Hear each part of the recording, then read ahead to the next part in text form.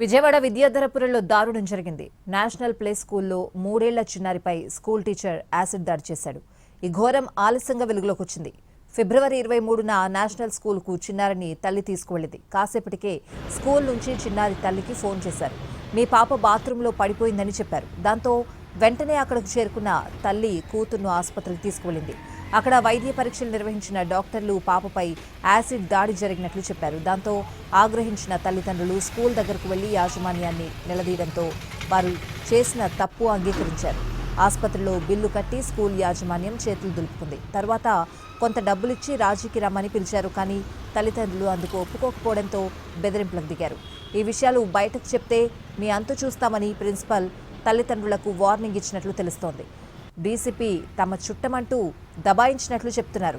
తమ కూతుర్ని కిరాతకంగా గాయపరిచిన స్కూల్ యాజమాన్యాన్ని శిక్షించాలని తల్లిదండ్రులు డిమాండ్ చేస్తున్నారు.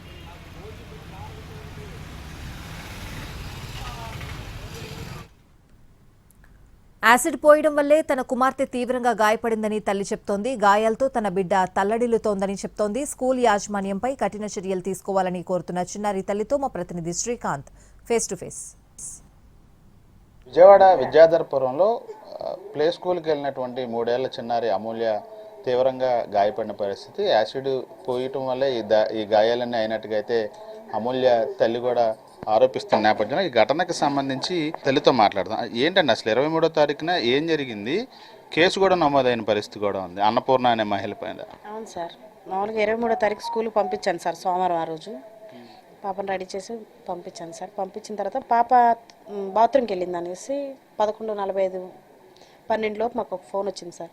టీచర్ ఒక గౌన్ తీసుకొని రమ్మని చెప్పేసి అని అంటే నేను మా అక్క వాళ్ళ బాబు మా అన్నయ్య వాళ్ళ బాబు అక్కడే చదువుతున్నారు కానీ మా అక్కకు ఇచ్చి పంపించాను సార్.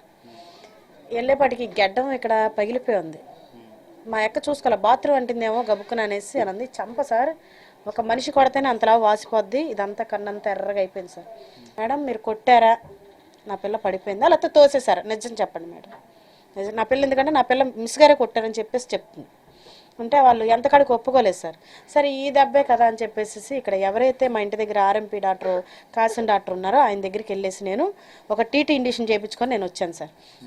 వచ్చిన తర్వాత మా అమ్మ ఎప్పుడైతే పాప మా అమ్మకు చెప్తుంది సార్, అక్కడ నుంచోబెట్టి డ్రెస్ తీస్తున్నప్పుడు ఇండిషన్ చేశారంటే అసలు అక్కడ చూస్తే సార్ అసలుకి నేను చెప్పలేకపోతున్నా కూడా సార్. అంత క్రూరంగా ఏ ఆడపిల్లకి జరగకూడదు, అసలు ఏ పిల్లలకు కానీ ఎవ్వరికి అక్కడ జరగకూడదు సార్.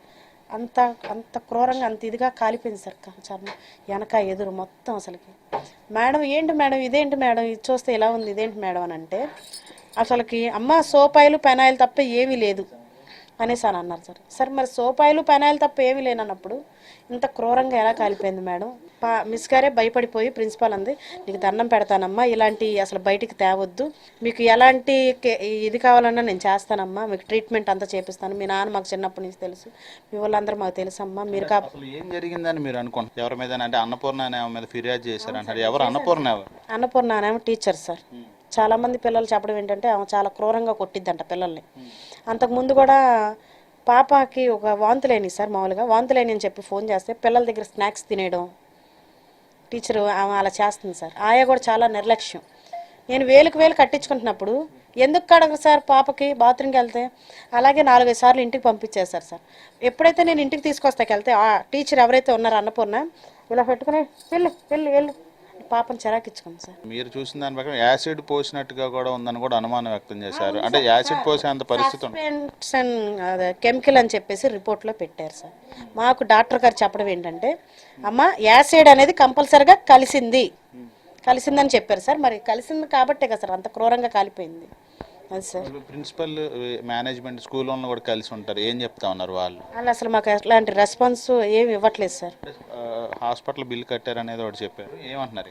ఆ బిల్లు కూడా సార్ మేము అడుక్కున్నాం, మేము బిల్లు కట్టమని మేము అడుక్కుంటే వచ్చి ఆ ప్రిన్సిపాల్ భర్త ఎవరైతే ఉన్నారో వాళ్ళు వచ్చి బిల్లు కట్టారు సార్. ఎస్సీ సార్తో నేను అదే ఫోన్ చేపిస్తే మేడంకి వాళ్ళు వచ్చి కట్టించారు సార్. చిన్నారి అమూల్యకి ఏదైతే గాయాలు ఉన్నాయో అవి యాసిడ్ కలిసిన కెమికల్స్ అనేది అయితే డాక్టర్లు కూడా చెప్తున్నారు అని అయితే అమూల్య తల్లి అయితే చెప్తున్నారు. దీనికి సంబంధించి కూడా ఇప్పటికే ఫిర్యాదు చేశాము. అన్నపూర్ణ అనే టీచర్ మీద కూడా కేసు కూడా నమోదైంది. కానీ కఠిన చర్యలు స్కూల్ మేనేజ్మెంట్ మీద కూడా తీసుకోవాలని చెప్పి అయితే చిన్నారి తల్లి అయితే చెప్తా ఉన్నారు. కెమెరా పర్సన్ నానితో శ్రీకాంత్ ఎన్టీవీ విజయవాడ నుంచి.